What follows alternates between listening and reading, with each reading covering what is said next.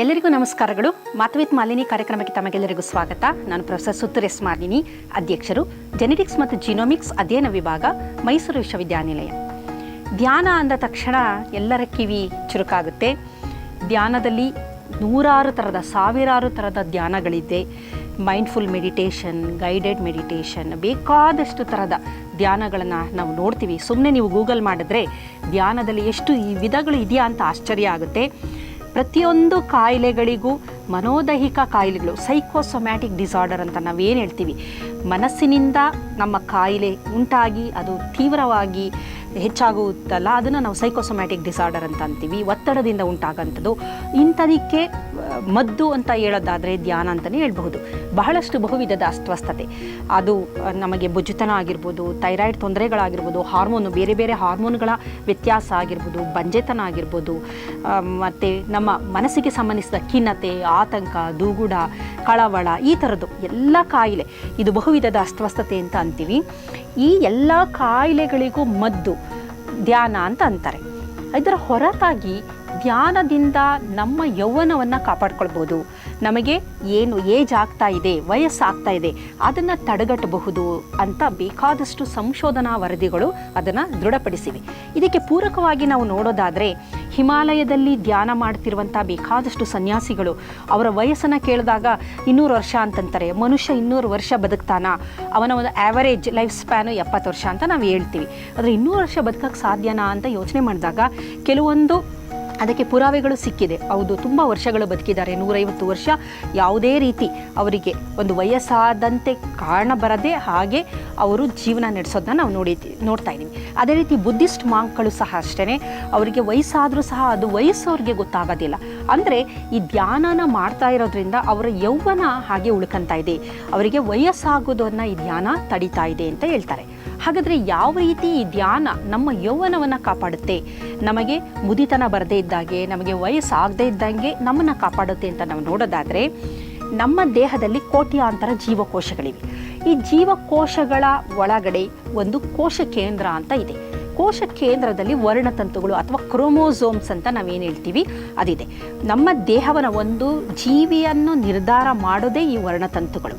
ಅಂದರೆ ಈ ವರ್ಣತಂತುಗಳ ಸಂಖ್ಯೆ ಮತ್ತು ಆಕಾರದಿಂದ ಅದು ಒಂದು ಜೀವಿಯನ್ನು ನಿರ್ಧಾರ ಮಾಡುತ್ತೆ. ಮನುಷ್ಯನಲ್ಲಿ 46 ವರ್ಣತಂತುಗಳಿದೆ. ಅದೇ ರೀತಿ ಬೇರೆ ಬೇರೆ ಪ್ರಾಣಿಗಳು, ಸಸ್ಯಗಳು, ನೀವು ಎಲ್ಲ ಸಕಲ ಜೀವಿಗಳನ್ನು ತೆಗೆದುಕೊಂಡ್ರು, ಅದು ಮೈಕ್ರೋ ಆರ್ಗ್ಯಾನಿಸಮ್ಸ್ಗಳನ್ನು ಬಿಟ್ಟು ಇನ್ನೆಲ್ಲ ಜೀವಿಗಳಲ್ಲೂ ಸಹ ನಿರ್ದಿಷ್ಟ ಸಂಖ್ಯೆಯ, ನಿರ್ದಿಷ್ಟ ಆಕಾರದ ವರ್ಣತಂತುಗಳು ಇದೆ. ಈ ವರ್ಣತಂತುಗಳ ತುದಿಗಳಲ್ಲಿ, ವರ್ಣತಂತುನಲ್ಲಿ DNA ಇದೆ. DNA ಒಂದು ಆನುವಂಶೀಯ ವಸ್ತು. ನಮ್ಮ ದೇಹದ ಪ್ರತಿಯೊಂದು ಕೆಲಸ ಕಾರ್ಯ ನಡಿಬೇಕಾದ್ರೆ ಈ DNA ಒಂದು ಇನ್ಸ್ಟ್ರಕ್ಷನ್ ಬರುತ್ತೆ. ಅಂದರೆ ಅದು ಪ್ರತಿಯೊಂದು ಕೆಲಸ ಕಾರ್ಯ, ಪ್ರತಿಯೊಂದು ಪ್ರೋಟೀನ್ ಬಿಡುಗಡೆ, ಅಂದರೆ ಒಬ್ಬ ವ್ಯಕ್ತಿ ಬದುಕಿರಬೇಕಾದ್ರೆ ಅದಕ್ಕೆ DNA ಬಹಳ ಮುಖ್ಯ. DNA ಬಿಡುಗಡೆ ಮಾಡುವ ಒಂದು ಪ್ರೋಟೀನ್ಗಳು ಏನಿರುತ್ತೆ, ಅದರಲ್ಲಿರೋ ಮೆಸೇಜ್ ತಕ್ಕಂಗೆ ಪ್ರೋಟೀನ್ಗಳು ಬಿಡುಗಡೆ ಆಗುತ್ತೆ. ಆ ಪ್ರೋಟೀನ್ಗಳು ನಮ್ಮ ದೇಹದ ಎಲ್ಲ ಕೆಲಸ ಕಾರ್ಯಗಳನ್ನು ಬಹಳ ಅಚ್ಚುಕಟ್ಟಾಗಿ ನಡೆಸ್ಕೊತಾ ಬರುತ್ತೆ. ಹಾಗಾದರೆ ಈ ವರ್ಣತಂತು ಅಥವಾ ಕ್ರೋಮೋಸೋಮ್ಸ್ ಅಂತ ನಾನು ಏನು ಹೇಳಿದೆ, ಅದರ ತುದಿಗಳಿರುತ್ತಲ್ಲ, ಆ ತುದಿಗಳಲ್ಲಿ ಟೀಲೋಮಿಯರ್ ಅನ್ನೋ ಒಂದು ಭಾಗ ಇದೆ. ಅಂದರೆ ಎಂಡ್ ಆಫ್ ದ ಕ್ರೋಮೋಸೋಮ್ ಏನಿದೆ, ಟೀಲೋಮಿಯರ್. ಈ ಟೀಲೋಮಿಯರ್ ಕೆಲಸ ಏನು ಅಂತಂದರೆ, ಈ ವರ್ಣತಂತುಗಳು ನಾಶ ಆಗದೇ ಇರೋದು, ವರ್ಣತಂತುಗಳನ್ನು ಬೇರೆ ಬೇರೆ ತೊಂದರೆಗಳಿಂದ ಕಾಪಾಡುವಂಥ ಕೆಲಸ ಟೀಲೋಮಿಯರ್ ಕೆಲಸ. ಆದರೆ ಒಂದು ಜೀವಿಗೆ ಅದು ಬಾಲ್ಯ, ಯೌವನ, ಆ ಥರ ವಯಸ್ಸಾಗ್ತಾ ಬಂದಂಗೆ ಈ ಟೀಲೋಮಿಯರ್ ಏನು ಗಾತ್ರ ಇದೆ ಅದು ಕಮ್ಮಿ ಆಗ್ತಾ ಬರುತ್ತೆ. ಟೀಲೋಮಿಯರ್ ಕುಬ್ಜವಾಗ್ತಾ ಬರುತ್ತೆ. ಟೀಲೋಮಿಯರ್ ಕುಬ್ಜವಾದಂಗೆ ಆ ವ್ಯಕ್ತಿಗೆ, ಆ ಜೀವಿಗೆ ವಯಸ್ಸಾಗ್ತಾ ಬರುತ್ತೆ. ಹಾಗಾಗಿ ಇಲ್ಲಿ ಟೀಲೋಮಿಯರ್ ಲೆಂತ್ ಏನಿದೆ ಅದು ನಮ್ಮ ವಯಸ್ಸನ್ನು ಮುಂದೂಡೋದಕ್ಕೆ, ನಮಗೆ ನಮ್ಮ ಯೌವನವನ್ನು ಕಾಪಾಡೋದಕ್ಕಿರುವಂತಹ ಬಹಳ ಮುಖ್ಯವಾದ ಒಂದು ಪಾರ್ಟ್ ಅಂತ ಹೇಳ್ಬೋದು. ಹಾಗಾದರೆ ಧ್ಯಾನದಿಂದ ವಿಜ್ಞಾನಿಗಳು ಕಂಡುಕೊಂಡಂಥ ವಿಚಾರ ಏನಂದರೆ, ಈ ಟೀಲೋಮಿಯರು ಕುಬ್ಜವಾಗುವುದು ಅಥವಾ ಕುಗ್ಗುವುದನ್ನು ಕಡಿಮೆ ಮಾಡಬಹುದು ಅಂತ ವಿಜ್ಞಾನಿಗಳು ಬಹಳ ಸ್ಪಷ್ಟವಾಗಿ ಹಲವಾರು ಸಂಶೋಧನಾ ಲೇಖನಗಳ ಮುಖಾಂತರ ಅದನ್ನು ಸ್ಪಷ್ಟಪಡಿಸಿದ್ದಾರೆ. ಹಾಗಾದರೆ ಯಾವ ರೀತಿ ಅಂತ ನಾವು ನೋಡೋದಾದರೆ, ಧ್ಯಾನ ಮಾಡಿದಾಗ ನಮ್ಮ ದೇಹದಲ್ಲಿ ಕಾರ್ಟಿಸಾಲ್ ಪ್ರಮಾಣ, ಈ ಕಾರ್ಟಿಸಾಲ್ ಅನ್ನೋದು ಒತ್ತಡದ ಹಾರ್ಮೋನು, ಈ ಒತ್ತಡದ ಹಾರ್ಮೋನಿನ ಪ್ರಮಾಣ ಕಡಿಮೆ ಆಗ್ತಾ ಬರುತ್ತೆ. ಕಡಿಮೆ ಆದಂಗೆ ಆ ಒತ್ತಡದ ಹಾರ್ಮೋನು ನಮ್ಮ ಟೀಲೋಮಿಯರ್ ಮೇಲೆ ನೇರವಾಗಿ ಪರಿಣಾಮವನ್ನು ಬೀರುತ್ತೆ. ಹಾಗಾಗಿ ಎಲ್ಲಿ ಯಾವ ವ್ಯಕ್ತಿಗೆ ಒತ್ತಡದ ಹಾರ್ಮೋನ್ ಕಮ್ಮಿ ಇರುತ್ತೆ ಅವನ ಟೀಲೋಮಿಯರ್ಗಳು ಅವಧಿಗೆ ಮುನ್ನ, ಅದು ಯಾವುದೋ ಒಂದು ಸಮಯದಲ್ಲಿ ಅದು ಕಮ್ಮಿ ಆಗಲೇಬೇಕು, ಆದರೆ ಅವಧಿಗೆ ಮುನ್ನ ಅದು ಕುಗ್ಗುವುದನ್ನು ಈ ಧ್ಯಾನ ತಡೆಯುತ್ತೆ. ಈ ಕಾರ್ಟಿಸಾಲ್, ಕಡಿಮೆಯಾಗುವ ಕಾರ್ಟಿಸಾಲ್ ಇಂದ ಅದರ ಕುಗ್ಗುವಿಕೆಯು ಸಹ ತಡೆಯಬಹುದು. ಹಾಗಾದರೆ ಈ ಕಾರ್ಟಿಸಾಲ್ನ ನಾವು ಕಡಿಮೆ ಮಾಡ್ಕೋಬೇಕು, ಅದರ ಒಂದು ಲೆವೆಲ್ ನಮ್ಮ ರಕ್ತದಲ್ಲಿ ಹಾಗೆ ಕಾಯ್ದುಕೊಳ್ಳಬೇಕು ಅನ್ನೋದಾದರೆ ಅದು ಧ್ಯಾನದಿಂದ ಮಾತ್ರ ಸಾಧ್ಯ ಅಂತೇಳಿ ವಿಜ್ಞಾನಿಗಳು ತಿಳಿಸಿದ್ದಾರೆ. ಇದಕ್ಕೆ ಬೇಕಾದಷ್ಟು ಒಂದು ಪುರಾವೆಗಳನ್ನು ಅವರು ಕೊಡ್ತಾರೆ. ಮುಖ್ಯವಾಗಿ ಬಹಳಷ್ಟು ಸಂಶೋಧನೆಗಳು ಬುದ್ಧಿಸ್ಟ್ ಮಾಂಕ್ ಮೇಲೆ ಮಾಡಿದ್ದಾರೆ. ಏಕೆಂದರೆ ಅವರು ಸದಾ ಧ್ಯಾನ ನಿರತರಾಗಿರೋದ್ರಿಂದ ಅವರಿಂದ ನಮಗೆ ಒಂದು ಸರಿಯಾದ ಒಂದು ಪುರಾವೆಗಳು ಸಿಕ್ಕುತ್ತೆ ಅನ್ನುವ ಒಂದು ಕಾರಣದಿಂದಾಗಿ ಬುದ್ಧಿಸ್ಟ್ ಮಾಂಕ್ಗಳ ಮೇಲೆ ಈ ಒಂದು ಪ್ರಯೋಗಗಳನ್ನು ಮಾಡಿದ್ದಾರೆ. ಅವರ ಒಂದು ಮೆದುಳಿನ ಒಂದು ಸ್ಕ್ಯಾನ್ ಮಾಡಿ ನೋಡಿದಾಗ ಅದು mid brain region, cerebral cortex region ಏನಿದೆ ಅಲ್ಲಿ ಅವರ ಒಂದು ಮಿಡ್ ಬ್ರೈನ್ ಪೋರ್ಷನ್ ಅಲ್ಲ ಪ್ರಿಫ್ರಾಂಟಲ್ ಕಾರ್ಟೆಕ್ಸ್ ಏನಿದೆ ಅಲ್ಲಿ ರಕ್ತದ ಒತ್ತಡ, ಯಾವ ವ್ಯಕ್ತಿ ಧ್ಯಾನ ಮಾಡ್ತಾನೆ, ಧ್ಯಾನಸ್ಥನಾಗಿರ್ತಾನೆ, ಸದಾಕಾಲ ಹೆಚ್ಚಿನ ಸಮಯ ಧ್ಯಾನದಲ್ಲಿ ಕಳೀತಾನೆ, ಅವನಲ್ಲಿ ಈ ಪ್ರಿಫ್ರಾಂಟಲ್ ಕಾರ್ಟೆಕ್ಸ್ ಭಾಗದಲ್ಲಿ ರಕ್ತದ ಒಂದು ಚಲನೆ ತುಂಬ ಚೆನ್ನಾಗಿರುತ್ತೆ ಅಂತ pet scan, positive emission test ಅಂತ ಏನಿದೆ ಅದರ ಮುಖಾಂತರ ಕಂಡುಹಿಡ್ದಿದ್ದಾರೆ. ತುಂಬ ಚೆನ್ನಾಗಿರುತ್ತೆ. ಅದನ್ನು ಕಂಪೇರ್ ಮಾಡ್ತಾ ಬರ್ತಾರೆ ಬುದ್ಧಿಸ್ಟ್ ಮಾಂಕ್ ಜೊತೆ ಬೇರೆ ಜನಸಾಮಾನ್ಯರು ಯಾರು ಧ್ಯಾನನೇ ಮಾಡೋದಿಲ್ಲ ಅಂಥವರನ್ನು ಈ ಎರಡು ಕಂಪ್ಯಾರಿಸನ್ ಸ್ಟಡಿನ ಮಾಡಿದ್ದಾರೆ. ಬುದ್ಧಿಸ್ಟ್ ಮಾಂಕ್ಸ್ಗಳಲ್ಲಿ ಆ ಒಂದು ಪೋರ್ಷನ್ನಲ್ಲಿ ಹೆಚ್ಚಿನ ಒಂದು ರಕ್ತ ಚಲನೆ ಚೆನ್ನಾಗಿ ಇರೋದನ್ನು ಕಂಡುಹಿಡ್ದಿದ್ದಾರೆ. ಇದರ ಹೊರತಾಗಿ ಆ ಒಂದು ಬುದ್ಧಿಸ್ಟ್ ಮಾಂಕ್ಗಳ ಒಂದು ರಕ್ತವನ್ನು ಪರಿಶೀಲನೆ ಮಾಡಿದಾಗ ಅದರಲ್ಲಿ ಸೆರೆಟೋನಿನ್ ಲೆವೆಲ್ ಯಾವುದು ಒಂದು ಹಾರ್ಮೋನ್ ಇದೆ ಅದರ ಪ್ರಮಾಣ ಜಾಸ್ತಿ ಇದೆ. ಮೆಡಿಟೇಷನ್ ಮಾಡಿದಾಗ ಈ ಸೆರೆಟೋನಿನ್ ಯಾರಲ್ಲಿ ಜಾಸ್ತಿ ಇರುತ್ತೆ ಅವರಲ್ಲಿ ಆಂಗ್ಸೈಟಿ ಸಹ ಕಡಿಮೆ ಆಗ್ತಾ ಬರೋದು. ಅದೇ ರೀತಿ ಯಾವ ವ್ಯಕ್ತಿಗಳಲ್ಲಿ ನಾರ್ ಎಪಿನೆಫ್ರಿನ್ ಜಾಸ್ತಿ ಇರುತ್ತೆ ಅಂಥ ವ್ಯಕ್ತಿ ಧ್ಯಾನ ಮಾಡಿಲ್ಲ ಅನ್ನುವುದು ಸಹ ಈ ಸಂಶೋಧನೆಗಳಿಂದ ಗೊತ್ತಾಗಿದೆ. ಅಂದರೆ ನಾರ್ ಎಪಿನೆಫ್ರಿನ್ ಪ್ರಮಾಣ ಕಮ್ಮಿ ಇದ್ದಾಗ ಮಾತ್ರ ಮನುಷ್ಯನ ಆಂಗ್ಸೈಟಿ ಕಮ್ಮಿ ಇರುತ್ತೆ, ಅವನು ಆರೋಗ್ಯವಂತನಾಗಿರ್ತಾನೆ. ಆ ಆಂಗ್ಸೈಟಿ ಲೆವೆಲ್ ಕಮ್ಮಿ ಆಗಬೇಕು, ನಾರ್ ಎಪಿನೆಫ್ರಿನ್ ಕಮ್ಮಿ ಆಗಬೇಕು ಅಂದರೆ ಅಲ್ಲಿ ಅವನು ಧ್ಯಾನ ಮಾಡಿದಂತಹ ವ್ಯಕ್ತಿಯಲ್ಲಿ ರಕ್ತದಲ್ಲಿ ನಾರ್ ಎಪಿನೆಫ್ರಿನ್ ಪ್ರಮಾಣ ಕಡಿಮೆ ಇದೆ, ಹಾಗಾಗಿ ಅವನಿಗೆ ಆಂಗ್ಸೈಟಿ ಇಲ್ಲ, ಅವನು ಆರೋಗ್ಯವಂತನಾಗಿದ್ದಾನೆ. ಅದೇ ರೀತಿ ಡೋಪಮೈನ್ ಲೆವೆಲ್ನ ಸಹ ನೋಡಿದರೆ ಡೋಪಮೈನ್ ಲೆವೆಲ್ ಯಾವ ವ್ಯಕ್ತಿ ಧ್ಯಾನ ಮಾಡ್ತಾನೆ ಅವನಲ್ಲಿ ಡೋಪಮೈನ್ ಲೆವೆಲ್ ಜಾಸ್ತಿ ಇದೆ, ಅದು ಒಂದು ಎಲ್ಲದನ್ನ ಒಂದು ಸಂತೋಷ ಅಥವಾ ನಮ್ಮ ಎಲ್ಲ ಸಂತೋಷ ನೀಡುವಂತಹದ್ದು ಹಾರ್ಮೋನ್ ಆಗಿದೆ. ಅದೇ ರೀತಿ ಯಾವ ವ್ಯಕ್ತಿ ಧ್ಯಾನ ಮಾಡ್ತಾ ಇಲ್ಲ ಅವನಲ್ಲಿ ಡೋಪಮೈನ್ ಲೆವೆಲ್ಲು ಕಡಿಮೆ ಪ್ರಮಾಣದಲ್ಲಿ ಇರುವುದು ಈ ಒಂದು ಸಂಶೋಧನೆಗಳಿಂದ ತಿಳಿದು ಬಂದ ವಿಚಾರ. ಅದೇ ರೀತಿ ಗಾಮಾ ಅಮೈನೋ ಬ್ಯೂಟ್ರಿಕ್ ಆ್ಯಸಿಡ್ ಅನ್ನುವುದು ಈ ಆಂಗ್ಸೈಟಿಯನ್ನು ಕಡಿಮೆ ಮಾಡುವಂಥ ಒಂದು ರಾಸಾಯನಿಕ. ಇದು ಸಹ ಯಾವ ವ್ಯಕ್ತಿ ಧ್ಯಾನ ಮಾಡ್ತಾನೆ ಅವನಲ್ಲಿ ಹೆಚ್ಚಿನ ಪ್ರಮಾಣದಲ್ಲಿ ಕಂಡುಬರೋದರಿಂದ ಅವನಲ್ಲಿ ಆಂಗ್ಸೈಟಿ ಇರೋದಿಲ್ಲ. ಎಲ್ಲಿ ಆಂಗ್ಸೈಟಿ ಇರೋದಿಲ್ಲ ಕಾರ್ಟಿಸಾಲ್ ಲೆವೆಲ್ ಕಮ್ಮಿ ಆಗುತ್ತೆ. ಕಾರ್ಟಿಸಾಲ್ ಕಮ್ಮಿ ಆದಾಗ ಟೀಲೋಮಿಯರು ಅದರ ಒಂದು ಕುಗ್ಗುವಿಕೆ ಆಗದೇ ಇದ್ದಾಗೆ ತಡೆಯುತ್ತೆ. ಎಲ್ಲಿ ಟೀಲೋಮಿಯರ್ ಕುಗ್ಗುವಿಕೆ ಇರೋದಿಲ್ಲ ಅಂತಹ ವ್ಯಕ್ತಿಗೆ ವಯಸ್ಸು ಬೇಗ ಆಗೋದಿಲ್ಲ.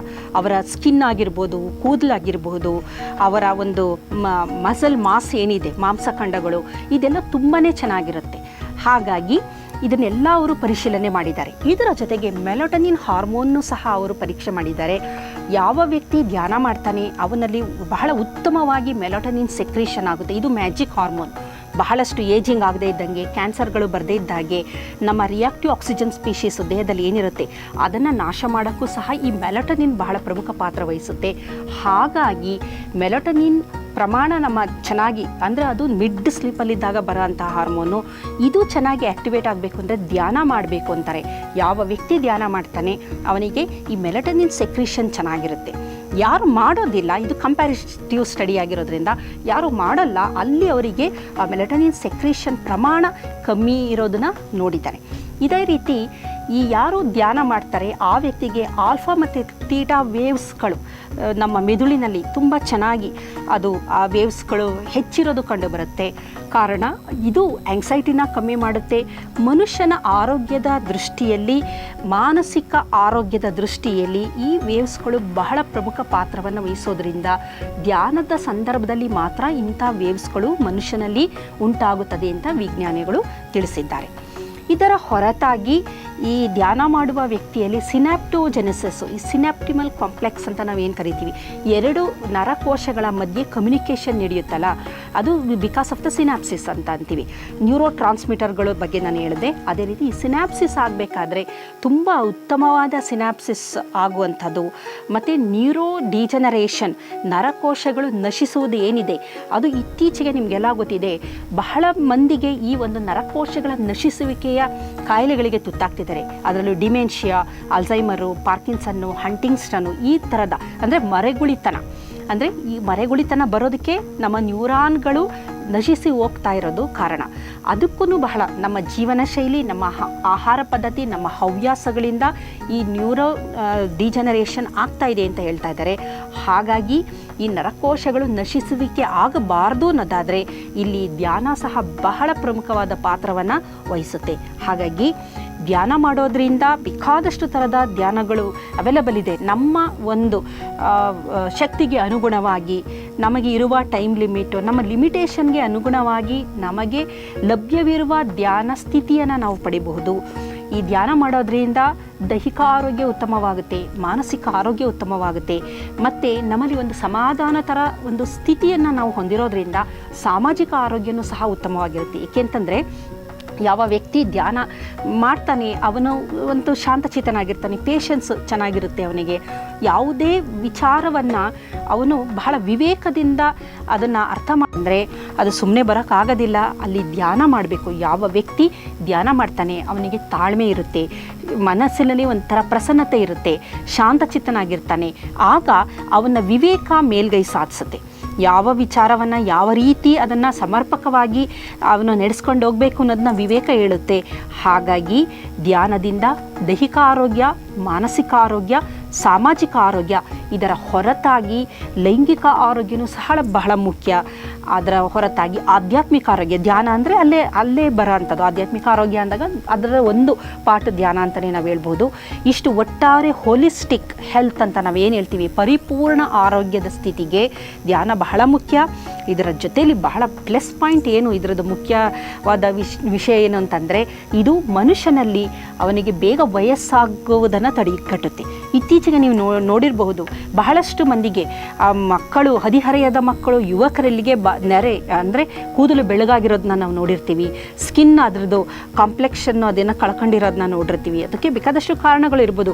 ಅವರ ಸೇವಿಸುವಂಥ ಜಂಕ್ ಆಹಾರಗಳಾಗಿರ್ಬೋದು ಅಥವಾ ಬಳಸುವ ಕಾಸ್ಮೆಟಿಕ್ಸ್ಗಳಾಗಿರ್ಬೋದು. ಇದರ ಜೊತೆಗೆ ಕೂದಲು ನೆರೆಗಟ್ಟೋದೇ ಆಗಲಿ, ಸ್ಕಿನ್ನು ಸುಕ್ಕು ಆಗೋದೇ ಆಗಲಿ, ಅವರ ಮಾಂಸಖಂಡಗಳು ಅದನ್ನು ಹಿಡಿತ ಕಳ್ಕೊಳ್ಳೋದೇ, ಈ ಥರದ್ದು ಎಲ್ಲ ಒಂದು ವಯಸ್ಸಾದವರಲ್ಲಿ ನಾವು ಏನು ನೋಡ್ತೀವಿ ಅಂತಹ ಕೆಲವೊಂದು ಚಿಹ್ನೆಗಳು ಯುವಕರಲ್ಲಿ ನಾವು ನೋಡ್ತಾ ಇದ್ದೀವಿ. ಇದಕ್ಕೆ ಕಾರಣ ಒತ್ತಡ. ಈ ಒತ್ತಡನ ನಿಯಂತ್ರಣ ಮಾಡೋಕ್ಕಿರೋ ಬಹಳ ಮುಖ್ಯವಾದ ಸಾಧನ ಅಂತಂದರೆ ಧ್ಯಾನ. ಹಾಗಾಗಿ ಧ್ಯಾನದಿಂದ ಇಷ್ಟೆಲ್ಲ ಉಪಯೋಗ ಇದೆ. ನಮ್ಮ ಯೌವನ ಚೆನ್ನಾಗಿರಬೇಕು, ನಾವು ಇನ್ನೂ ಹೆಂಗಾಗಿ ಕಾಣಬೇಕು, ಚೆನ್ನಾಗಿ ಕಾಣಬೇಕು ಅನ್ನೋದಾದರೆ ಧ್ಯಾನನ ಮಾಡಿ. ಧ್ಯಾನದಿಂದ ಬೇಕಾದಷ್ಟು ಪ್ರಯೋಜನಗಳು ಇದೆ. ಅದರಿಂದ ನಮ್ಮ ದೈಹಿಕ, ಮಾನಸಿಕ, ಸಾಮಾಜಿಕ ಎಲ್ಲ ಆರೋಗ್ಯನೂ ಸಹ ನಾವು ಪಡ್ಕೊಳ್ಬಹುದು. ನಮಸ್ಕಾರ.